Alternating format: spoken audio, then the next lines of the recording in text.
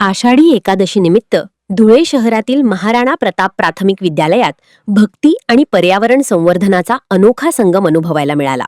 विद्यालयातील चिमुकल्या विद्यार्थ्यांनी विठ्ठल रुक्मिणीची वेशभूषा परिधान करून टाळ मृदुंगाच्या गजरात वृक्षदिंडी काढली. विठ्ठल विठ्ठलच्या अखंड नामघोषात परिसर भक्तिमय झाला.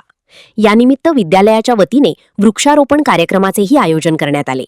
पर्यावरणाचा समतोल राखण्यासाठी प्रत्येकाने किमान एक वृक्ष लावून त्याचे संगोपन करावे, असा संदेश विद्यार्थ्यांनी या उपक्रमातून दिला.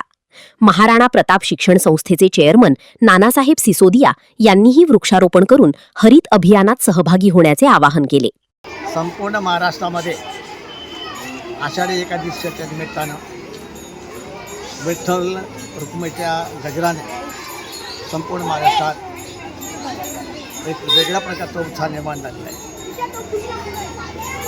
विठ्ठल रुक्मिणी हे महाराष्ट्राचं दैवत आहे आणि आषाढी एकादशीला संपूर्ण महाराष्ट्रामध्ये वारकरी संप्रदायाच्या वतीनं खूप मोठे भाविक पंढरपूरला जमा होतात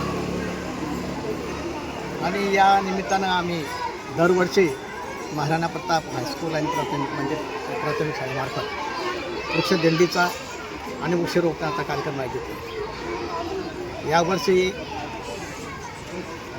आज आम्ही हा कार्यक्रम आयोजित केला आहे. या कार्यक्रमाला खास करून धुळे शहराच्या माजी महापौर आदरणीय प्रतिभाताई चौधरी यांच्या हस्ते वृक्षदिंडीची सुरुवात केलेली आहे.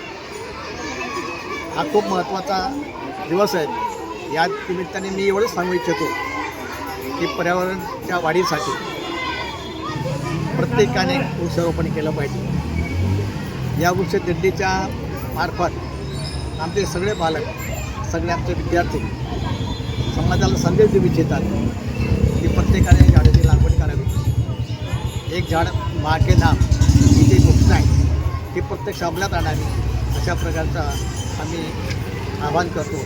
समाजाने त्याचं अनुकरण करावं.